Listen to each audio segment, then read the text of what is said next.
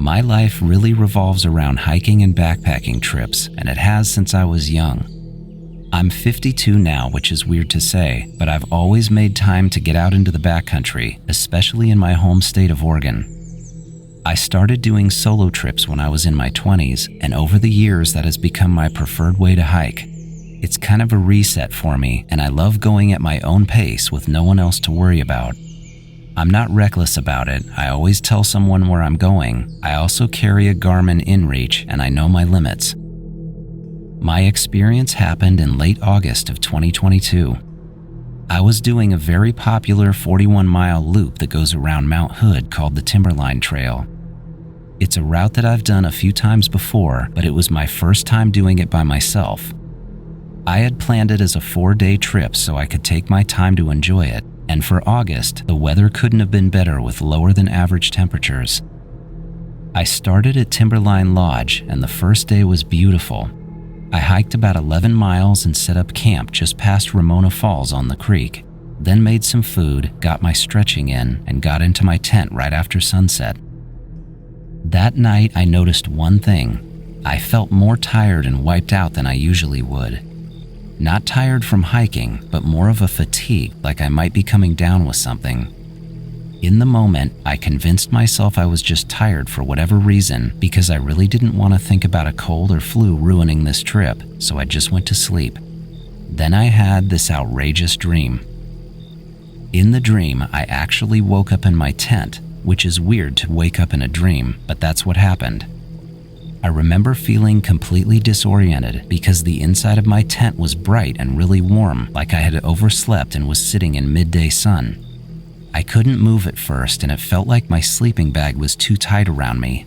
Then, as I was looking around, I started to realize that it wasn't the entire tent that was lit up. There were still dark areas on the head and foot ends, which made it look more like a spotlight was on the tent. As soon as that happened, someone or something started to come into my tent. I didn't see anyone unzip the door or open the fabric in any way. Whoever this was just seemed to walk right in. I remember frantically looking around the area where my head was for my bear spray, but I still couldn't get my arms out of my sleeping bag to grab anything. I couldn't see any features on this person. I could only see the silhouette, and it was truly a terrifying experience. The next thing I remember was being lifted up, still wrapped tightly in my sleeping bag. I could feel my body moving upward, but it wasn't in a normal way. I can't really explain it accurately, but as I got up to the top of the tent, I could see the fabric of it stretch out around me like I was passing through it. I could still turn my head, and I looked at the trees next to me as I was moving up even higher. Then I was hit with this overwhelming mix of panic and claustrophobia. I yelled as loud as I possibly could, and then everything cut off. I woke up flat on my back in my sleeping bag, completely drenched in sweat with my heart pounding. It was pitch dark in the tent, and I was just lying there alone. I grabbed my headlamp to look around the tent, and everything was zipped up in exactly the way it was when I went to sleep, but I felt like I had just been dropped back into my body. It seriously rattled me because it was the only time I've ever had a single bad dream or a nightmare while camping. I don't even remember my dreams usually, but this one stuck with me badly. It felt as real to me as real life. When I packed up that morning and started hiking again, it was on my mind way more than I wanted it to be. I finally accepted that it had been some kind of sleep paralysis, and I just needed to shake it off. All through that second day, I felt off. I wasn't very hungry, which is weird for me on a hike, and I had to force myself to eat a Cliff Bar in the afternoon so I had some kind of nutrients in me. I also noticed that I was sweating a lot more, especially when I was going uphill. Overall, I just felt drained and like I was walking on fumes. Still, I kept going because I didn't feel it was bad enough for me to turn around. That second night, after what felt like an exceptionally long 12 miles, I camped at a place called Elk Cove. I didn't have another dream, or at least nothing that I remembered. I fell asleep as soon as I put my head down, and I stayed asleep the entire night. In the morning when I woke up, I actually felt a little better, but it was short-lived. and as soon as I started hiking again, the fatigue came back and it got worse over the day. By late afternoon, I was stopping every half hour just to sit down and catch my breath. I didn't seem to have a fever or a sore throat, I just had no energy. I'll admit I was a little concerned about being out there and feeling like that because I've never felt that depleted on a hike in my life, and I was wondering how much worse it was going to get. The third night was exactly the same. I fell asleep immediately and slept deeply through the night. By morning, I was mostly thinking about finishing and getting home. I didn't know what kind of sickness my body was fighting off, but I was pretty much done being out there. Luckily, it was the last day and the shortest one mileage-wise, so I started packing up, but this was where things got crazy. It was 6:30 in the morning, and when I pack up for the morning, I always lay everything out to repack my bag for the day.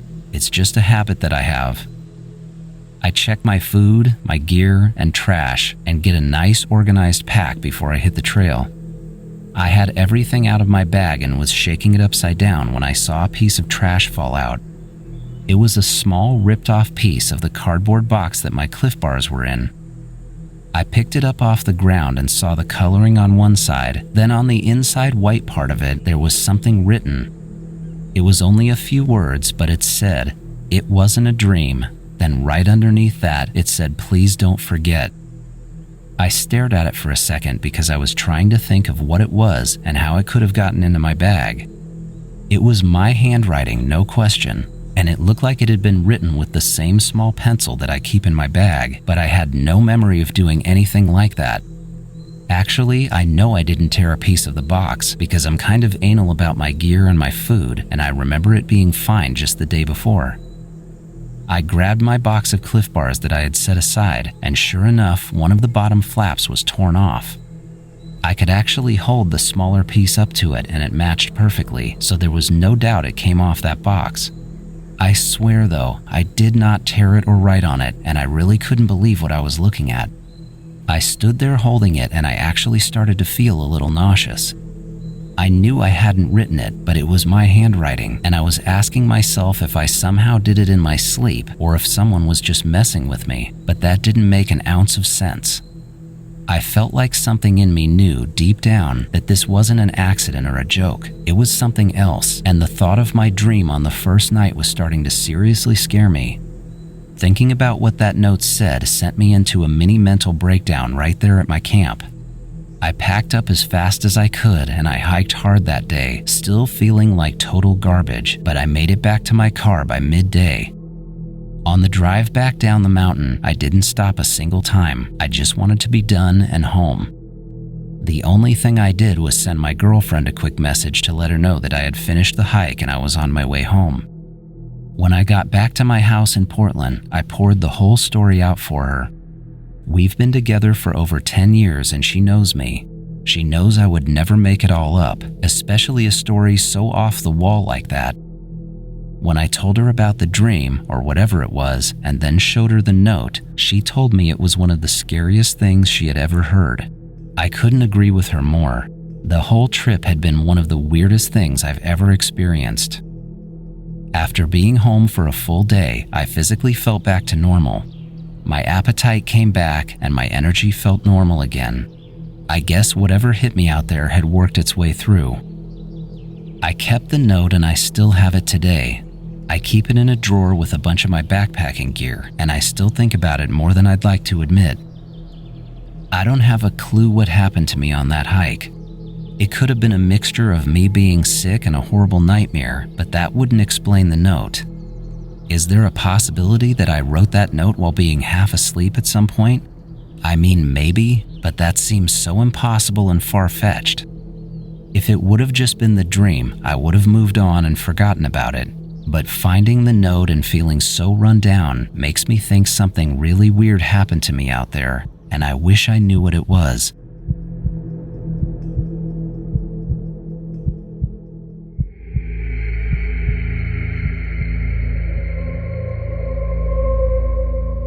We live in Port Townsend, Washington, which is a small coastal town on the Olympic Peninsula.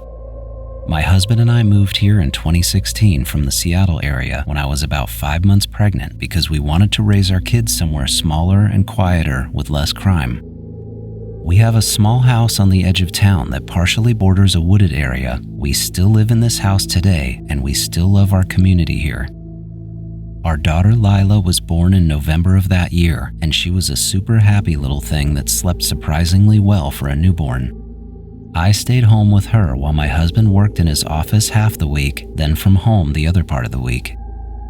By the spring of 2017, Lila was in a crib in her own room, and we had put a regular baby monitor in there with audio. Then we had also set up a separate video monitor with a night camera that someone had given me for my baby shower. That might sound a little redundant, but we were new parents. In the summer of 2017, when Lila was about 7 months old, I started noticing weird things happening right in a row, and the first thing was lights. The first time I saw them, it was around 9 o'clock at night. I had just finished nursing Lila, and I was standing by her crib and singing this little song I used to make up on the spot. It was still a little light outside, and I was looking out the window above her crib when I noticed a streak of light go across the sky over the wooded area behind our house. At first, I thought it was a shooting star, but the movement was vertical. It looked like something was going straight up, almost like a flare, but faster. It disappeared behind some clouds, and I watched the sky for another minute or so, but nothing else happened. I really didn't think too much of it. Then a few nights later, I saw it again. It was the same window and the same time of night, and I was putting Lila to bed when I looked up and saw not one, but two of those vertical streaks of light. They weren't next to each other. One was far off to the left, and the other was closer to the tree line, but both of them shot straight up into the sky at the same time until I couldn't see them anymore. That night I told my husband about it, and he thought it was most likely someone shooting off fireworks. That made some sense to me because we were only a few weeks from the 4th of July, but they didn't look or move like fireworks, and I think deep down I knew they weren't. Right after seeing the lights, we started having issues with the audio on the baby monitor. We would hear this static sound, or like it was cutting in and out. It wasn't constant, it would just happen randomly, but for several minutes each time, then it would clear up. Every time we heard it, it would be in the middle of the night though. It would wake me up immediately because I'm a light sleeper, and after the third or fourth time, I started hearing this popping or clicking mixed in with the static. Then the clicking got more frequent, and I really thought it was just me that was hearing a pattern. But one of the nights, my husband looked over at me and said that it almost sounded like Morse code. That's when it started to feel a little less like interference and more like the monitor was picking up some other signal. Just a couple of nights later, it woke me up again, and I was just lying there listening to it. And for the first time, I realized it didn't sound like static anymore. The clicking had sort of a texture to it.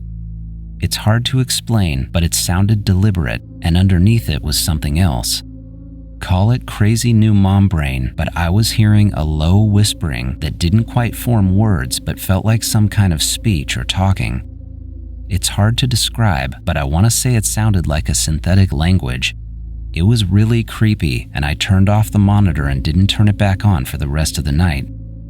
The camera in her room was still on though, and as crazy as it sounds, something weird happened with that too. 3 nights in a row, I woke up from hearing Lila making sounds and moving around in her crib. All 3 times I would wake up and look over at the screen, see her moving around and fussing, then there would be a brief flash of light in her room. On the monitor, it looked like headlights shining in her window from a car pulling up because the light would move from one side of her room to the other, but her window faced the woods and there's no way it could have been a car. I was the only one who saw the first flash of light in her room, but both the second and the third times it happened, I woke my husband up and he watched it happen too. He even went into her room both times to check on her and look out the window, but said there was nothing. After the third time of seeing the flash in her room, all the weirdness stopped. We never heard or saw anything else on the monitors, and there were no streaks of light out back ever again. We kept the camera in her room until she got a regular bed, but it worked perfectly until we didn't need it anymore. It all seemed like this strange series of events that happened right in a row, and I really had no explanation for it. Over the next year or two, though, I found myself still thinking about it and how weird it was. I think if all of those things had happened but been spread out over time, I wouldn't have given it a second thought, but it all happened at once. Seeing lights shooting up into the sky, then hearing creepy language or talking on the monitor, then the pulses of light in a room, and all within the span of a week or so was too weird to me. I just had this motherly gut feeling that something was trying to get to our daughter. There's one last thing that has come up more recently, but I don't know if it's connected in any way to what happened when she was a baby. Lila will be 9 this year, and everything about her is totally normal, but she's become completely obsessed with stars. She can name dozens of constellations. She constantly reads books and watches shows about space and the solar system. She wants a telescope for her birthday this fall more than anything else, and she will sit out on our back deck at night by herself, staring up at the sky for long periods of time without getting bored. I don't want to make her out to be some kind of creepy kid or anything, because she's definitely not. But sometimes when I have our kitchen window open and she's on the deck, I can hear her humming to herself while she's looking at the stars, and it's the same little tune that I used to sing her when she was a baby. I don't want to say it's weird when it happens because it's my daughter, but it is a little weird.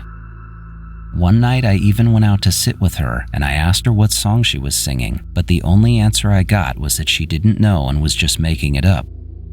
Trying to be a supportive mom, I told her that she could work really hard to be an astronaut and actually go up there someday if she wanted to. Then she shrugged at me and said, "I already saw something up there before, but I don't remember it anymore."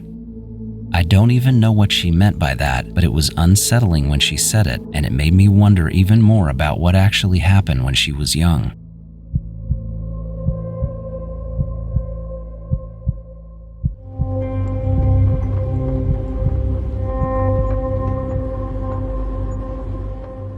In the summer of 1992, I went on a trip with my mom to a health spa in the Berkshire Mountains in western Massachusetts.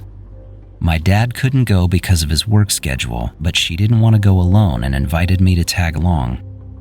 I was in college at the time, and I didn't have much going on that summer, so I figured why not? A free trip to the Berkshires, some good food, and a massage or two sounded like a pretty good deal. The spa was near Lenox, which is a small, quiet New England town surrounded by forested hills and old buildings that look like something out of a postcard. I think we were there for about a week, and the whole thing was relaxing in that unplug from life and be healthy kind of way. It wasn't really my scene, but my mom enjoyed it, and it gave us time to talk and hang out, which we didn't do all that often back then. One night toward the end of the trip, she suggested that we go to Tanglewood. If you're not familiar, Tanglewood is this beautiful outdoor music venue, sort of an amphitheater on a big lawn where they hold concerts in the summer. It's also the seasonal home of the Boston Pops and the Boston Symphony Orchestra. We managed to get lawn tickets for a night when John Williams himself was conducting and playing some of his most famous movie scores. We brought a blanket and sat out on the grass with a ton of other people. If you've ever been there, you know the lawn is huge. You can't see much of the stage from that far back, but it was really nice to just sit and eat some food, drink wine, and let the music drift over us. It was also an amazingly clear, warm night with no clouds and no moon, just a sky full of stars. I remember lying back on the blanket and staring up at them while the orchestra played, and there was so little light pollution. I could see so many more stars than I was used to. I'm not a huge space or astronomy guy, but even I could appreciate how incredible the stars looked that night. Then, as I was facing roughly northwest, I noticed something strange. It started with 4 green spots of light that were kind of round but not with sharp edges, and they were moving together across the sky from north to south. They weren't blinking or twinkling like an airplane, they were just glowing with this eerie pale green color. Each one was about 5 times the size of the brightest star in the sky. Not huge, but definitely noticeable. They all moved in a loose V formation, but they weren't rigid or connected. They would shift slightly, almost like they were adjusting their formation as they moved. Not erratic, but enough to know they were all separate. One would drift out slightly to the side, then come back in line, and they all wobbled a little as they moved. At At one point, one of the lights made a more dramatic move, and it suddenly jutted out to the left like it was breaking formation to take a closer look at something. Then, just as smoothly, it drifted back into the group.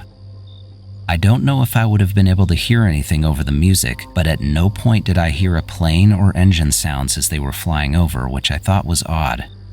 There were also no contrails behind them. Again, this could have just been an atmospheric thing, but it was simply green lights gliding across the sky along this slow path. I finally had to sit all the way up and just stare at them.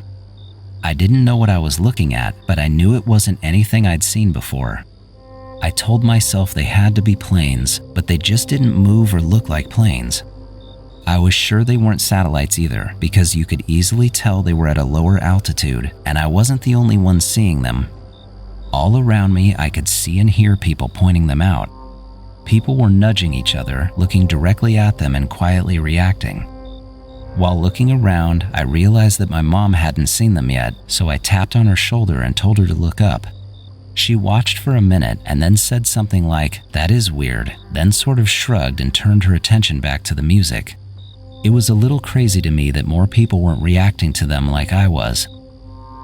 The lights kept moving southward until they eventually disappeared over the horizon, and then I just laid there for a while, trying to make sense of what I'd seen. I really didn't know what to think about it, and from where I was sitting, it didn't seem like many people cared.